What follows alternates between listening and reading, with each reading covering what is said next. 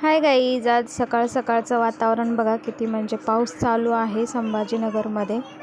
तर इतका पाऊस चालू आहे रात्रीपासून. तर मग मी म्हटलं चला आता कितीही पाऊस पडला तरी आमच्या साहेबाला काही सुट्टी नसते. साहेबाला जायचं होतं कामावरती, त्यामुळं मग मी लागले पटापट कामं आवरायला. आता पटापट लागले नव्हते कामं आवरायला, थोडंसं आमच्या दोघांचं सकाळ सकाळी वाजलं त्याच्यावरून, त्या कामावरून. मग नंतरनं मी कामाला लागले. आता वाजलं म्हणजे काय, तर डबा वेळेत होत नाही या गोष्टीवरून आमचा थोडासा वाद झाला दोघांमध्ये. पण आमचा वाद तात्पुरता असतो, हसी मजाकमधला तो वाद होता. तर मग म्हटलं चला आता जाऊ द्या, आज नको उशीर करायला. त्यांनी बोलल्यासारखं जे ते बोलले ते नको करायला आज. त्याच्यामुळं मग म्हटलं चला पटापट भाजी वगैरे बनवून घेऊ. आणि मग त्यांचा एकदा टिफिन रेडी करून दिला ना, मग मी निवांत घरी दिवसभर लेकरं सांभाळायला. दुसरं काही कामच नसतं आपल्याला, तेवढंच असतं. तर मग चला आता बनवू म्हणलं भाजी बनवण्यासाठी कांदा, टमाटो आणि हिरवी मिरचीचा ठेचा वगैरे तयार करून घेतला. आणि मग कढईमध्ये तेल टाकलं आणि तेल थोडंसं गरम झाल्यानंतर मग मी टाकलं कांदा. त्याच्यामध्ये कांदा थोडासा लाल परतल्यानंतर मग टमाटो आणि हिरवी मिरचीचा ठेचा केलेला ते पण दिला मी टाकून त्याच्यामध्ये. आणि मग नंतरनं धुवून ठेवली होती मी शेपूची भाजी, स्वच्छ 2-3 पाण्यामध्ये धुवून घेतली होती.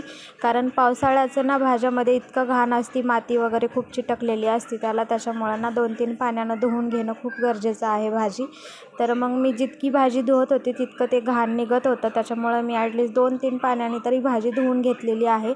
आणि मग नंतर भाजी चिरली, त्यांचं नाव घेऊ आज वेळेतच डबा द्यायचा होता म्हणून मग मी पटापट भाजी चिरून टाकली. त्याच्यामध्ये डाळ टाकू का शेंगदाण्याचं कूट टाकू हे कन्फ्युजन आणि वेगळंच होतं. पण मग म्हटलं चला शेंगदाण्याचं कूट टाकूनच भाजी तयार केली शेपूची. आणि मग नंतरनं पीठ मळायला घेतलं, पटापट पीठ मळून घेतलं. आणि मग नंतरनं चपात्या करायला घेतल्या. तर मग माझी भाजी इथं शिजली होती, तर म्हटलं चला आता चपात्या करून घेऊ. मग पटापट चपात्या करायला घेतल्या. आणि मग दादूचं चालू होतं मला भाजी पोळी दे, म्हटलं थांब जरा चपाती करू दे. सकाळ सकाळीच असं लागतात ना मागं, खायला द्या काय सांगू तुम्हाला. मग पटापट चपात्या लाटून घेतल्या आणि मग लगेच पहिली चपाती दिली त्याच्या पप्पाला. गरम गरम चहा आणि गरम गरम चपाती सकाळ सकाळी. बाहेर मस्त पावसाचं वातावरण आहे, पाऊस चालू आहे आणि माझा नवरा मस्त एन्जॉय करते चपाती आणि चहा. आणि मग लगेच दादूला पण चहा आणि चपाती आणि भाजी देऊन टाकले. आणि हे माझं नमुना असं काय नाटकं करत होता, कुठला बाबाजी बनला होता माहिती नाही. मग नंतरनं सगळं झाल्यानंतर मग मी थोडासा पसारा काढून बसले होते कपाटातला आवरण्यासाठी. मग मी ते आवरत होते आणि आमचे छोटे राजे कपाटामध्ये जाऊन बसले होते.